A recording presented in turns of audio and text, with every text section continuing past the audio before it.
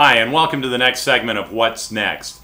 This is Otto Kobler at American Pacific Mortgage. So you finally got your contract accepted. Congratulations. It's no small thing in this market to find a good home at a good price.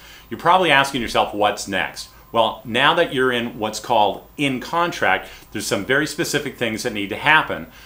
Steps that we'll be taking care of. First, we'll need to get together to review the closing cost numbers, the monthly payment, the interest rate, and the term of the loan that you're going to have on your new home. You'll sign a bunch of papers which include the loan application and additional disclosure forms. The clock is ticking on this escrow, and what that means is there's a close of escrow date that we have to close by. So Sandy and I will be pushing very hard to make sure that we ensure that we actually meet that date. Unfortunately, this includes pushing you, as Sandy will be contacting you to update any of the documentation that needs to be updated. We'll also need an appraisal on your property. Sandy will be ordering this right away. It usually takes about 7 days to get the appraisal back from the appraiser. In addition, we need a title report, or pardon me, a preliminary title report from the title company. What that document does is it tells us who's the owner of record and what mortgages or liens are recorded against the property. Also, at closing, the title company will ensure that you are in fact the owner of the property and the mortgages that are acceptable on the property. They also ensure the lender in this transaction.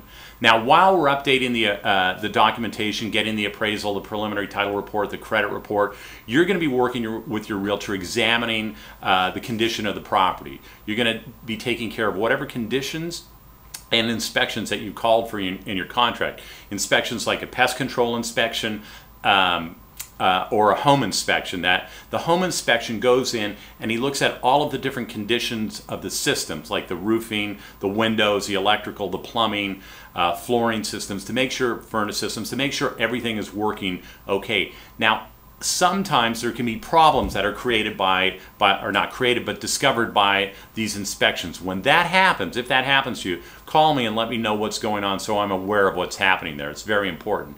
Now, here are some don'ts that you need to pay attention to. For some reason, folks, when they get into contract on a property, they start wanting to get everything ready or make changes in their lives to adjust for the big change that's going to be happening. Don't do that without first talking to either myself or Sandy. So here are 3 very important don'ts. Please don't buy anything on credit. No cars, no furniture, no encyclopedias, nothing. Your financial situation needs to stay as close to identical for this period that you're in contract, until you actually close and own the home. Then you can start making changes, but not before that. The other thing is, don't move money around for whatever reason, and I think what it is most people want to bring the money from their different accounts and put it into one account, like their checking account, so they can write all that money in one check to the escrow company. You don't want to do that, because underwriters get crazy when they see money moving around all over the place. They're concerned that you might be borrowing money or laundering money, and they'll start putting us and you through the ringer. So leave the money alone.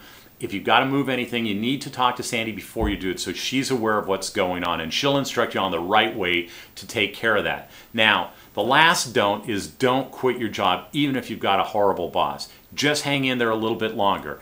Now, if you're lined up to leave one job and start another job, that's still going to be problematic, but there's some ways to work around that. You need to communicate with me about that if that's your situation. Anyway, that wraps up this segment of What's Next. Please remember to call either Sandy or I with any questions that you have. We're here to serve you. And by the way, if you happen to know somebody who's thinking about buying or selling a home, please give me a call with their name and number. I'd love to be able to help them. Thanks.